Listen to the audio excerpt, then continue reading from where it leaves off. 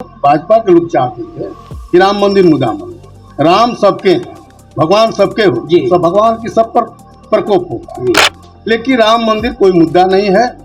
और यह चुनाव में खास करके मुद्दा बेरोजगारी, भ्रष्टाचार और जो है बेरोजगारी, पढ़ाई लिखाई, शिक्षा, स्वास्थ्य पर ज्यादा फोकस हो रहा है। आप देख रहे हैं केवल सच। केवल सच न्यूज। सर, आपका केवल सच में स्वागत है।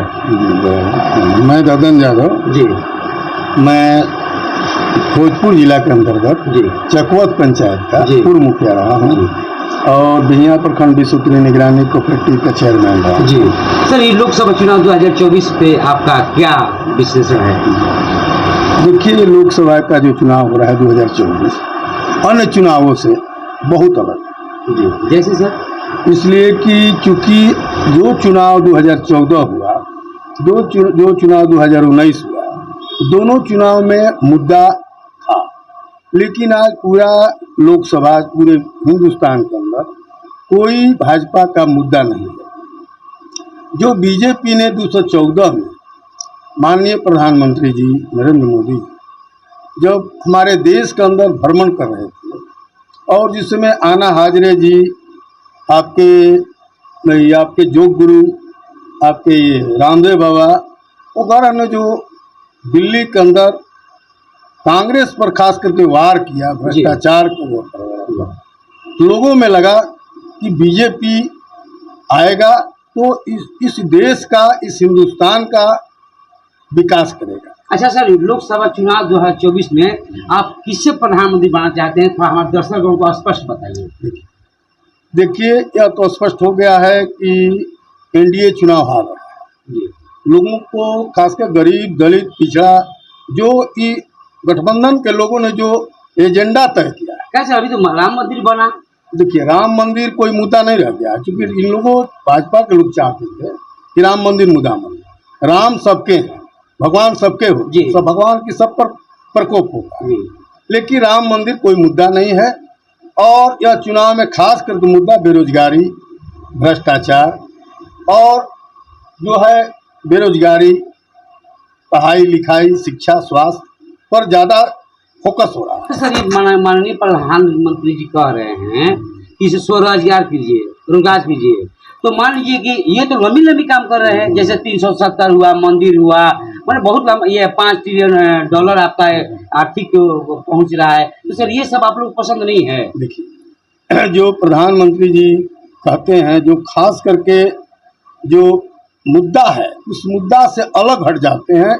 जो उन्होंने कहा कि भ्रष्टाचार, जो आप इलेक्ट्रो बॉन्ड का मामला, जो चंदा का मामला है, जो कि पूरे देश और खास करके सुप्रीम कोर्ट को मैं धन्यवाद देता हूँ, न्यायपालिका को धन्यवाद देता हूँ, जिन्होंने इस बात को मैंने पर्दे पर लाया, जो कि बैंक तक छिपाने का काम कर रहा था। इससे लगा कि नहीं, भ्रष्टाचार खुद इनके संरक्षण में हो रहा है। कई बड़े बड़े उद्योगपति यहाँ से पैसा लेकर भाग गए, लेकिन आज तक रिकवरी नहीं हुआ। विदेश से काला धन लाने की इन्होंने बात कहा, वो नहीं लौटा। नौजवानों को नौकरी देने की बात कही, वो भी नहीं हुआ। यानी तमाम जो सरकारी उपक्रम है उसको बेचा जा रहा है।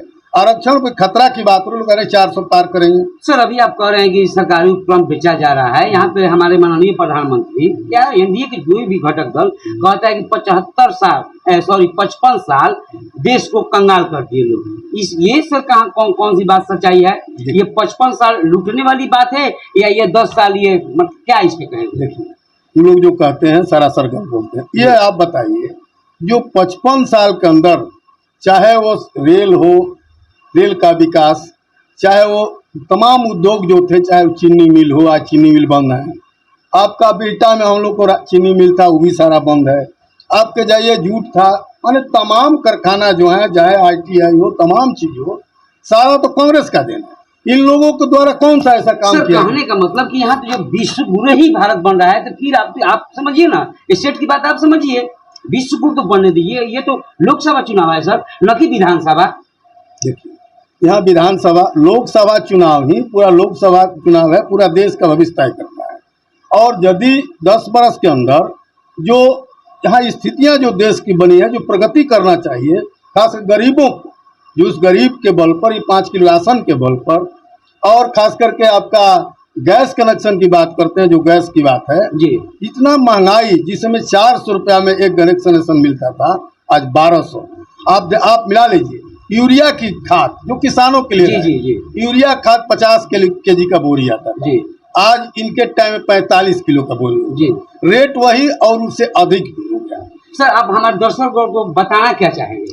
हम ये कहना चाहेंगे पूरे बिहार के लोगों को, खास करके हम आरा लोकसभा क्षेत्र से आते हैं, शाहपुर विधानसभा से आते हैं, आम जनता से मैं यही कहना चाहूँगा कि जो बेरोजगारी का मुद्दा वो एनडीए ने उठाया, आपका ईडी ने उठाया है, जो महागठबंधन ने उठाया है, और बिहार के उप मुख्यमंत्री, पूर्व मुख्यमंत्री और विरोधी दल के नेता तेजस्वी यादव जो हैं, जी जो पूरे बिहार में घूम जी खास करके नौजवानों के बीच पैदा करने लगा कि हम, यदि ये गठबंधन सरकार बनता है तो इसमें मेरी हिस्सेदारी होगा और मैं पहला काम कराऊंगा कि अग्निवीर को बंद करो।